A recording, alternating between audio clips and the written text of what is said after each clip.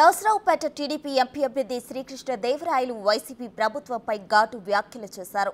రొంపిచెర్ల మండలంలో ఎన్నికల ప్రచారంలో పాల్గొన్న ఆయన వైసీపీ ప్రభుత్వం పనైపోయిందన్నారు. ఫేక్ సర్వేలతో ప్రజలను ఎమ్మెల్యేలను మోసం చేస్తున్నారని మండిపడ్డారు. సిద్ధం సభలతో 700 కోట్లు ఖర్చు చేసి గ్రాఫిక్స్తో ప్రజలను మభ్యపెడుతున్నారన్నారు. డబ్బుతో ప్రలోభపెట్టి నామినేషన్లకు ప్రజలను తరలించాల్సిన దుస్థితి వైసీపీకి వచ్చిందని ఎద్దేవా చేశారు. ఎక్కువ ఖర్చు చేయడానికి వారికి అవకాశం ఉంది. వారు ఎక్కువ ఖర్చు చేశారు కూడా.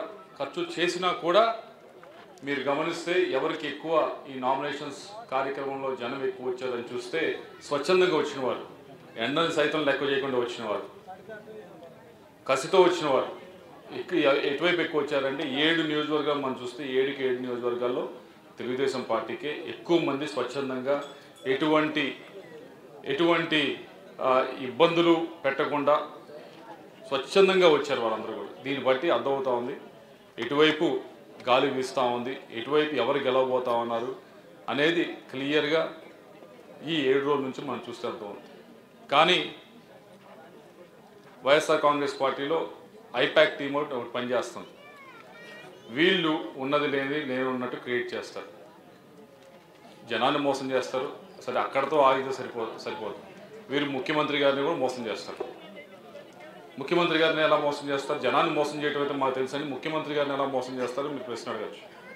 జనాన్ని మోసం చేయడం అంటే వారికి తెలుసు, చాలా క్యాడర్లో అసంతృప్తి ఉంది, ఇబ్బందులు ఉన్నాయి, అన్నీ ఉన్నాయని వారికి తెలుసు. వీటన్నిటి వల్ల చాలామంది పోటీ చేయడానికి కూడా విముఖత చూపిస్తున్నారు వైఎస్ఆర్ కాంగ్రెస్ వారికి తెలుసు.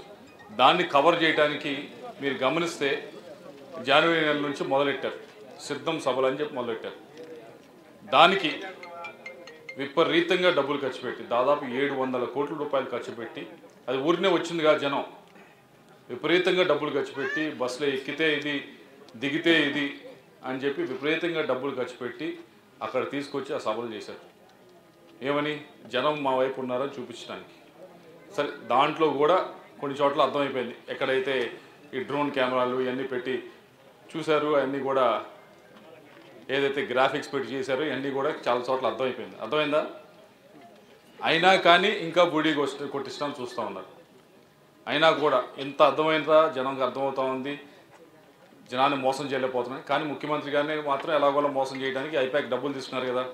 రెండో వైపు ఈ సర్వేలు, ఫేక్ సర్వేలు, అదని ఫేక్ సర్వేలు వారికి డబ్బులు ఇచ్చి అది చేసి ప్రలోభాలకు గురి చేసి